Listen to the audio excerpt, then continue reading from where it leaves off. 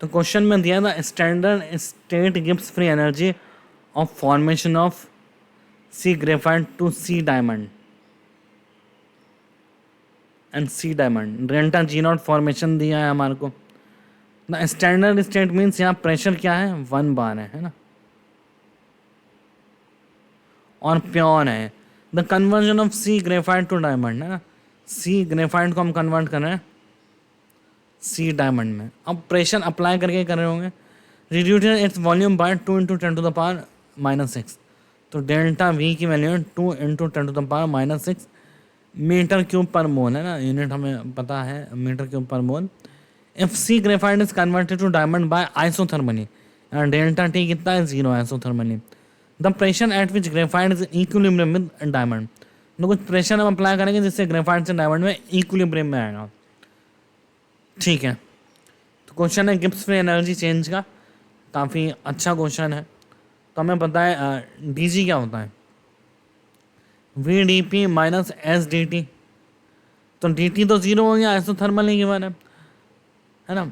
अब इसको हम इंटीग्रेट करेंगे तो डेल्टा जी किसके कहलाएगा, वी डेल्टा पी के। और डेल्टा जी क्या है, हम 1 बार से इसको कन्वर्ट कर रहे हैं। जैसे ग्रेफाइट का कुछ चेंज होगा वैसे डायमंड का डेल्टा जी चेंज होगा, है ना। तो if graphite is converted to C diamond है ना, तो ग्रेफाइट का क्या है डेल्टा जी, तो अब डेल्टा जी क्या हुआ, G minus G not equals to V into delta P है ना। जी नॉट स्टैंडर्ड स्टेट में, तो G equals to G not plus V delta P हो जाएगा। अब अगर ग्रेफाइट और डायमंड में इक्विलिब्रियम है तो डेल्टा जी क्या होगा, इस रिएक्शन का 0 होगा।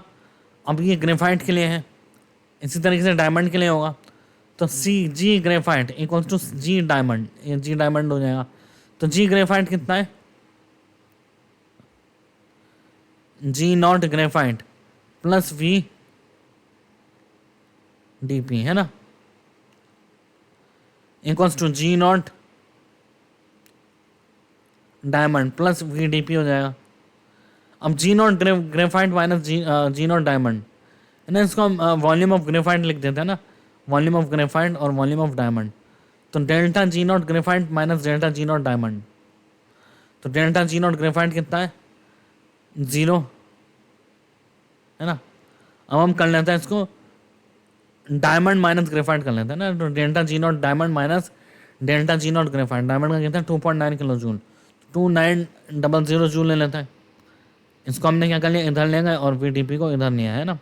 तो डी पी कॉमन आ गया डेल्टा पी, डेल्टा पी कितना होगा, हमने प्रेशर इंक्रीज किया है तो पी फाइनल पी जो हमारे को निकालना है, और पी इनिशियल क्या है 1 मोल इंटू डेल्टा वी कितना है, डेल्टा पी कॉमन आ गया तो क्या बचेगा V G minus V D है ना, बचेगा V G minus V D. ठीक है, देखिए हमने क्या किया, डेल्टा पी इधर ले गए तो डेल्टा पी कॉमन आ गया तो बचा V G minus V D, और यहाँ बचा G diamond minus G graphite G not है ना। तो डेल्टा वी गिवन है 2 × 10⁻⁻6 है ना,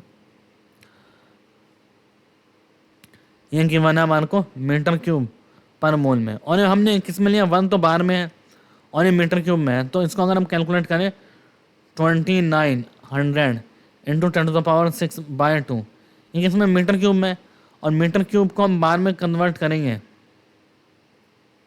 पास्कल क्या होता है न्यूटन पर मीटर स्क्वायर है ना, इसको बार में कन्वर्ट करेंगे तो क्या है into 10⁻⁻5 equals to P minus 1।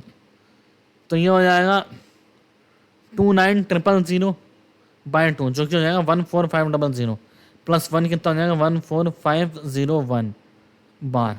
तो इस तरीके से आंसर क्या आ रहा है हमारे पास, ए ऑप्शन आ रहा है 14501 बार। इसमें हमारे को इसी क्वेश्चन को यूज़ करना था, बस ये लाइन इंपॉर्टेंट थी, if G is converted to diamond isothermally equilibrium दिया है ना, तो डेल्टा जी और एंड इक्विलिब्रियम क्या होता है 0 होता है।